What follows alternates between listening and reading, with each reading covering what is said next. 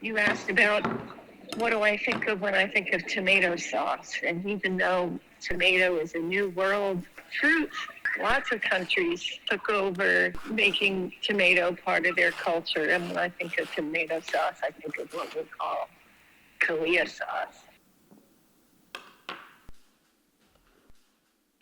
which is the sauce that my nonno made and my father has made. And then at one point, I wanted to learn how to make it, and so I watched him make it, and I jotted down what he was doing. There were no precise amounts, but it was something he's been making for many, many years, and his father for many, many years. You know, my parents were born in Sicily, and my father was 18 when he came to this country, and my mother was 10. But pasta, in one form or another, with tomato sauce is a cultural thing. And in my family, we had it every Sunday for dinner, and we had it for all the holidays. My parents weren't religious, but this tomato sauce, it's part of the culture. It's the ritual of the culture. I remember as a kid, my friends would come over and they would say, your house always smells incredible. It just smells so delicious. It smells like garlic. There was a special Italian version of mirepoix that went into the tomato sauce. It's celery, onion, garlic. That was cooked in olive oil. And then we added a lot of spices, parsley, fennel, basil, oregano, and cooked that, and then it picked up all the flavor of the frying pan, and then we added tomato paste to that. So the whole thing turned a dark red, and it gave real body and taste to the tomato sauce. And so we used to simmer that for 2-3 hours, sometimes longer.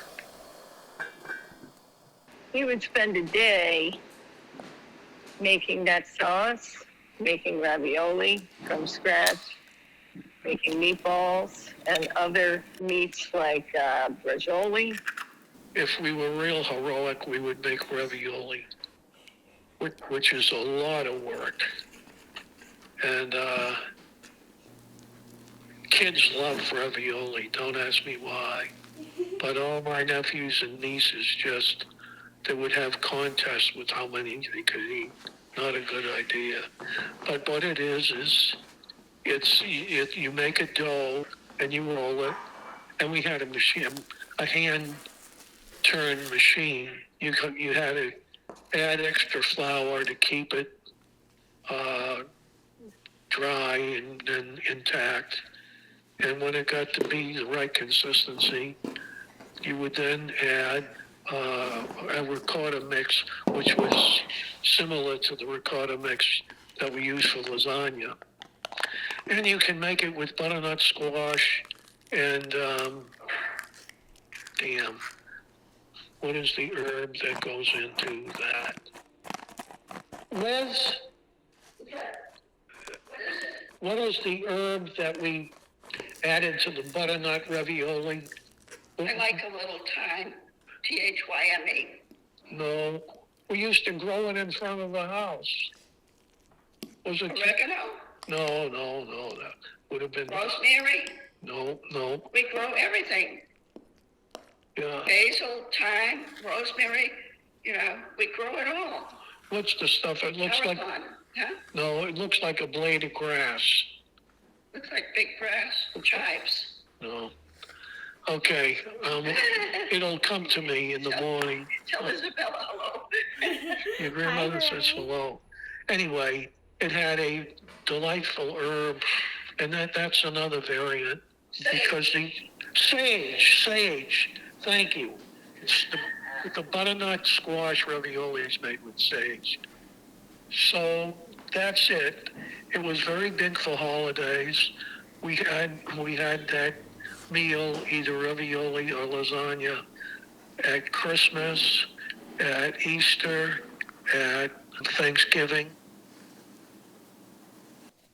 Cooking this traditional meal was a great source of pride for my grandfather. And he would often do it for the people that he really adored and friends and family. And so he would spend the whole day making a meal for his friend, for his children and grandchildren, for his son's wife's mother. I mean, you name it, people that were important to him, he would do this sort of labor of love. And it was such an important point of pride. I can't tell you how many times he would do this for people he loved. It was wonderful to grow up in a home where people cooked and cooked great food. And it's amazing how a smell can bring you back to your childhood and the feeling of home.